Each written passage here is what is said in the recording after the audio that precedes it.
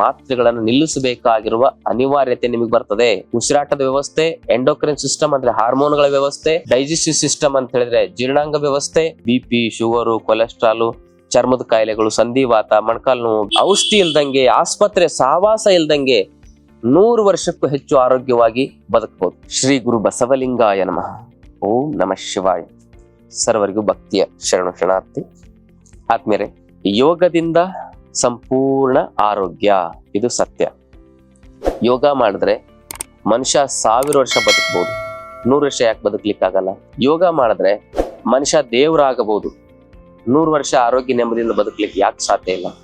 ಹಾಗಿದ್ರೆ ಯೋಗದಲ್ಲಿ ನಾವು ಸರಿಯಾದ ಕ್ರಮಗಳನ್ನ ತಿಳ್ಕೊಳ್ಳೋದು ಹೇಗೆ? ಪ್ರಾಣಾಯಾಮ ಸರಿಯಾಗಿ ಮಾಡಿದ್ರೆ ಪ್ರಾಣಾಯಾಮ, ಸರಿ ತಪ್ಪಿದ್ರೆ ಪ್ರಾಣಾಯಾಮ. ಆಸನಗಳನ್ನ ಕ್ರಮಬದ್ಧವಾಗಿ ಮಾಡದೇ ಇದ್ರೆ ಆರೋಗ್ಯದ ಸಮಸ್ಯೆಗಳು ಬರ್ತವೆ. ಧ್ಯಾನವನ್ನ ಸರಿಯಾಗಿ ಮಾಡದೇ ಇದ್ರೆ ಮೆಂಟಲ್ ಆಸ್ಪತ್ರೆ ಸೇರ್ಬೇಕಾಗುತ್ತೆ. ಈ ಧಾರವಾಡ ಮೆಂಟಲ್ ಆಸ್ಪತ್ರೆ, ನಿಮಾನ್ಸ್ ಅಂತ ಮೆಂಟಲ್ ಆಸ್ಪತ್ರೆಗಳಲ್ಲಿ ಯೋಗ ಧ್ಯಾನವನ್ನ ತಪ್ಪಾಗಿ ಮಾಡಿ ಮಾನಸಿಕ ರೋಗಿಗಳಾಗಿ ನರಳಾಡ್ತಾ ಇದ್ದಾರೆ. ಅದಕ್ಕೆ ಇದೊಂದು ಗುರು ಮುಖೇನವಾಗಿ ಕಲಿತಕ್ಕಂತ ಒಂದು ವಿದ್ಯೆ.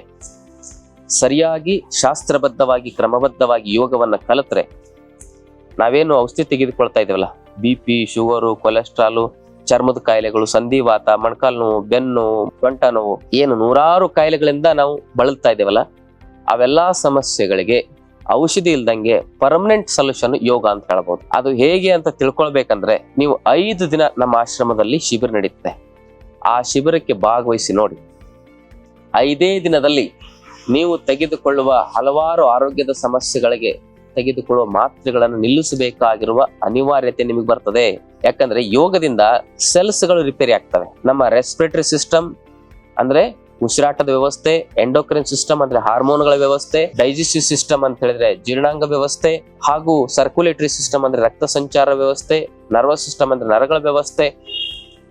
ಇವೆಲ್ಲ ವ್ಯವಸ್ಥೆಗಳಲ್ಲಿ ಸೆಲ್ಸ್ಗಳು, skin cell, muscle cell, blood cell, nerve cell, heart cell, liver cell, kidney cell, ಇಂಥವೆಲ್ಲ ಸೆಲ್ಸ್ಗಳು ರಿಪೇರಿ ಆಗಲಿಕ್ಕೆ ಮೂಲ ಶಕ್ತಿ ಅಂದ್ರೆ ಪ್ರಾಣಾಯಾಮ ಮತ್ತು ಧ್ಯಾನ.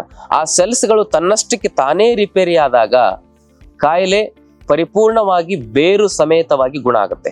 ಇದೇ ಯೋಗ ವಿಜ್ಞಾನ. ನ್ಯಾಚುರಲ್ ಸ್ಟೆಮ್ ಸೆಲ್ಸ್ ಥೆರಪಿ ಅಂತ ಹೇಳ್ಬೋದು ಇದನ್ನ. ಯೋಗ ಪ್ರಾಣಾಯಾಮವನ್ನ ನಿಯಮಿತವಾಗಿ ಪ್ರತಿನಿತ್ಯ 1 ರಿಂದ 1.5 ತಾಸು ಯೋಗ ಪ್ರಾಣಾಯಾಮವನ್ನ, ಆಸನಗಳನ್ನ ಮಾಡಿ ನೋಡಿ. ನಾನು 100ಕ್ಕೆ 100 ಗ್ಯಾರಂಟಿ ಹೇಳ್ತೇನೆ, ನೀವು ಜೀವನದಲ್ಲಿ ಔಷಧಿ ಇಲ್ದಂಗೆ, ಆಸ್ಪತ್ರೆ ಸಹವಾಸ ಇಲ್ದಂಗೆ 100 ವರ್ಷಕ್ಕೂ ಹೆಚ್ಚು ಆರೋಗ್ಯವಾಗಿ ಬದುಕಬಹುದು. ಇದು ಸತ್ಯ.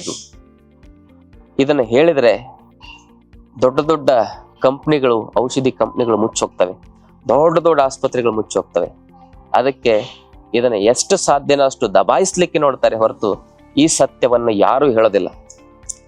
ನಾವು ಹೇಳಿದ್ದನ್ನ ನೀವು ಪ್ರಾಕ್ಟಿಕಲ್ ಆಗಿ ಹೀಗೆ ನಂಬಕ್ ಹೋಗ್ಬೇಡಿ.